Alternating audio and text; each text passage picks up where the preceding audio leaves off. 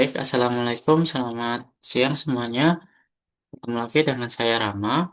Pada kesempatan kali ini saya akan membahas soal OSK Biologi SMA 2025 nomor 6. Nah, sebelum kita membahas nomor 6 ini, eh, yang perlu kalian ketahui adalah kalian harus tahu eh, ketiga prinsip ini ya yang saya tulis di kanan. Yang pertama adalah mekanisme replikasi DNA. Ini kalian harus paham. Nah, ini bisa dibaca di buku Campbell di bab 16.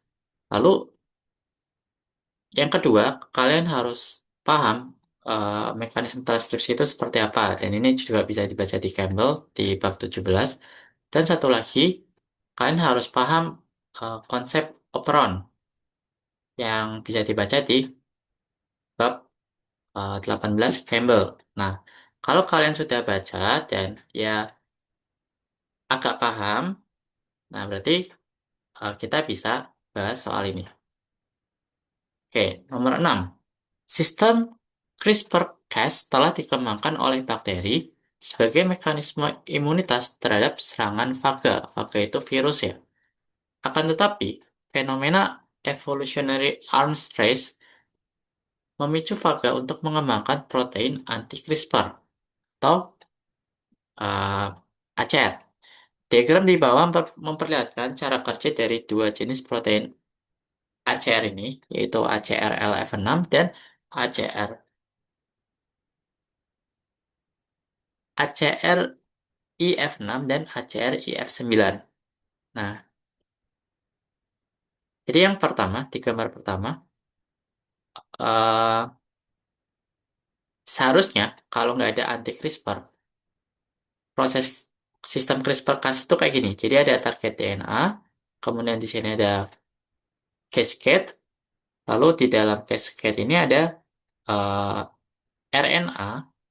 Nah, dibantu oleh molekul RNA. Nah, cascade ini kemudian membentuk R loop sehingga R loop ini bisa ditarget oleh Cas eh, Cas23 gitu. Suatu nuklease atau enzim pemotong DNA sehingga DNA target ini bisa didegradasi gitu. Itu kalau normalnya ya sistem CRISPR-Cas9 gitu.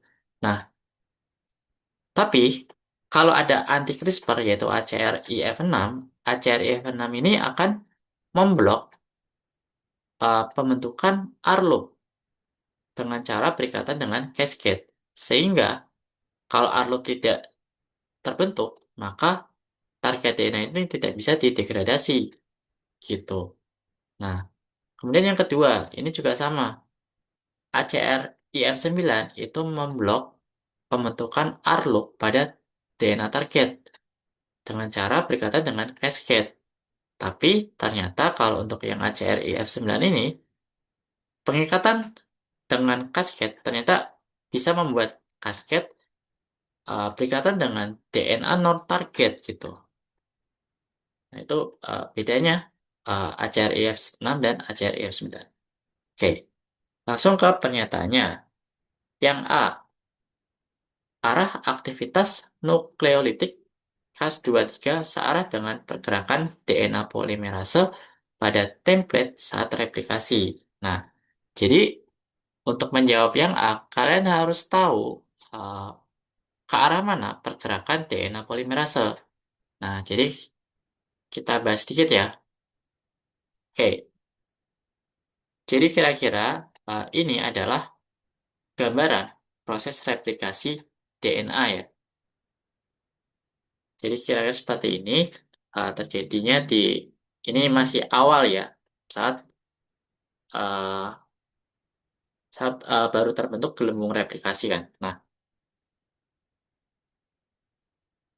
jadi kalau kita lihat di sini template-nya itu yang atas dari 5 aksen ke 3 aksen ya.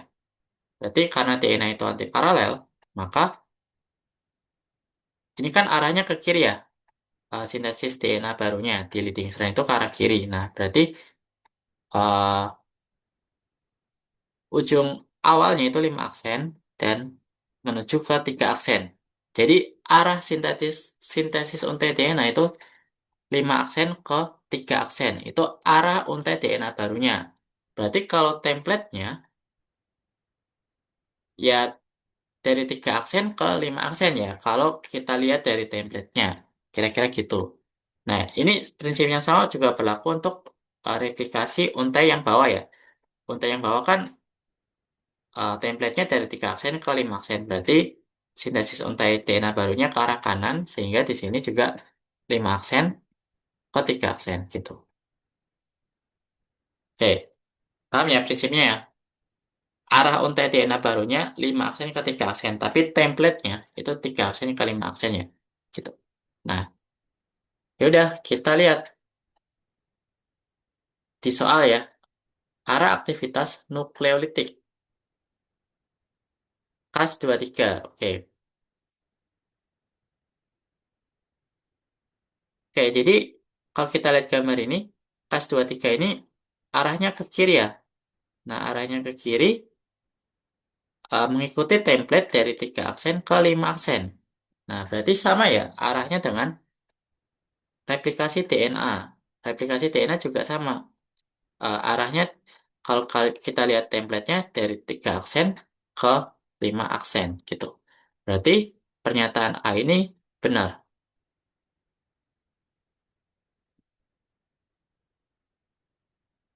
Nah, lalu yang B. Efek ACRIF6 terhadap kasket di atas serupa dengan efek triptofan terhadap represor TRP. Nah, ini berarti kalian harus tahu mekanisme operon itu seperti apa. Nah, saya jelasin secara ringkas ya. Jadi, operon itu adalah kumpulan gen yang diatur oleh satu promotor dan ini ditemukan di bakteri ya. Nah, operon ini dikontrol ekspresinya oleh represor. Nah, represor ini uh, bisa bisa nggak nempel atau bisa nempel pada DNA, tepatnya di operator. Nah, nempel atau tidaknya represor ini akan menentukan uh, diekspresikan atau tidak gen-gen operon ini. Nah, di buku Campbell ada dua contoh operon, yaitu operon TRP dan operon LAG. Nah, operon TRP itu mewakili con- contoh dari operon reversible.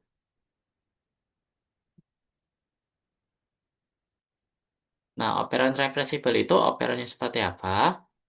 Jadi operan reversible itu adalah operan yang awalnya itu atau normalnya itu sebenarnya aktif gitu. Kalau kita lihat di sini gen-gen operan TRP itu ditranskripsi menjadi mRNA, kemudian mRNA ditranslasi menjadi protein. Jadi aktif. Nah, dia aktif kalau nggak ada triptofan gitu. Jadi kalau nggak ada triptofan, maka gen-gen operan TRP ini akan dihasilkan, akan diekspresikan, menghasilkan enzim-enzim untuk sintesis triptofan gitu. Nah, dan pada kondisi ini represornya itu tidak aktif. Jadi tidak berikatan dengan operator. Nah, baru ketika ada triptofan masuk ke dalam sel, maka triptofan ini akan berikatan dengan represor TRP, sehingga represor TRP ini akan aktif. Kalau sudah aktif, maka represor TRP ini akan berikatan dengan DNA, dengan operator, sehingga akan menghalangi RNA polimerase untuk mentranskripsi gen-gen operon TRP gitu. Nah, jadi di sini efek dari triptofan terhadap represor adalah represornya menjadi aktif dan represor ini akan berikatan dengan eh, DNA. Nah, kita lihat apakah efek ACRIF6 itu serupa dengan efek triptofan. Maksudnya efek ACRIF6 terhadap cascade apakah serupa dengan efek triptofan terhadap represor TRP? Kita lihat ACRIF6. Jika ACRIF6 ini berikatan dengan cascade, maka cascade justru tidak aktif.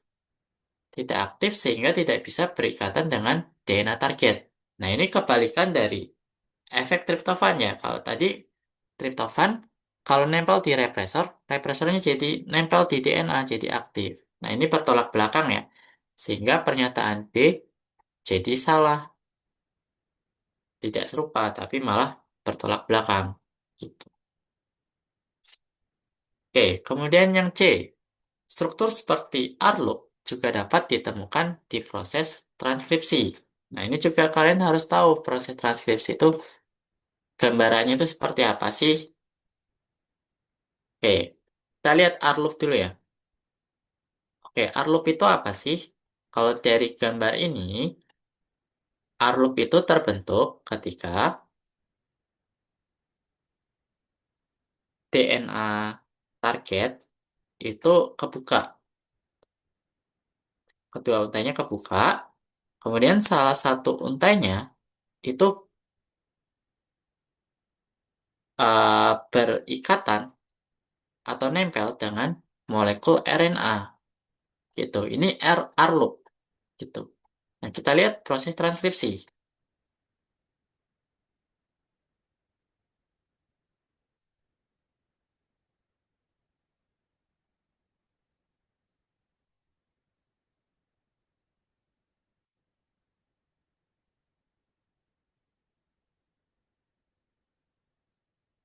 Oke.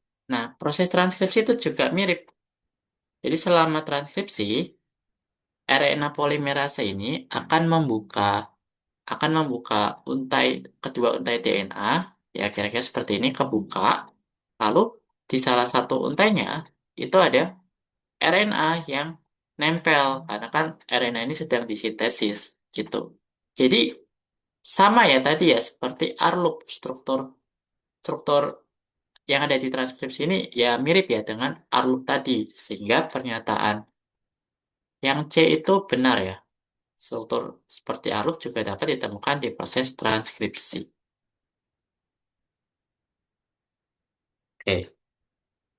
Nah, kemudian yang D, ACRIF6 dan ACRIF9 kemungkinan menempel pada DNA binding domain protein cascade. Oke, kita lihat ACRIF6. Ketika ACRIF6 ini menempel pada cascade, cascade jadi tidak bisa nempel ke DNA target. Artinya, kemungkinan ACRIF6 ini memang menghalangi atau berikatan dengan DNA domain dari cascade sehingga karena DNA domainnya sudah ditempati, maka cascade tidak bisa menempel pada DNA target. Itu kalau ACRIF6. Nah, sekarang ACRIF9. ACRIF9 itu juga sama nempel ke cascade sehingga cascade itu tidak bisa nempel pada DNA target. Nah, tapi yang perlu diperhatikan di sini, walaupun tidak bisa menempel di DNA target, tapi kasket yang berkaitan dengan ACRF9 ini masih bisa berkaitan dengan DNA non-target. Dengan ya namanya berarti non-specific DNA binding ya, pengikatan DNA secara non-spesifik. Artinya apa? Artinya ACRF9 itu ya masih bisa ya, masih bisa membuat kasket ini menempel pada DNA walaupun secara non-spesifik. Ya, artinya ACRF9 ini tidak menghalangi DNA binding domain dari kasket gitu. Sehingga pernyataan D itu salah. Salahnya itu di ACRIF9-nya ya. Karena ACRIF9 masih, ya protein cascade masih bisa melakukan non-specific DNA binding kalau ada ACRIF9 gitu. Jadi D salah. Oke, kira-kira seperti itu pembahasan saya kali ini. Cukup sekian saja. Terima kasih. Assalamualaikum.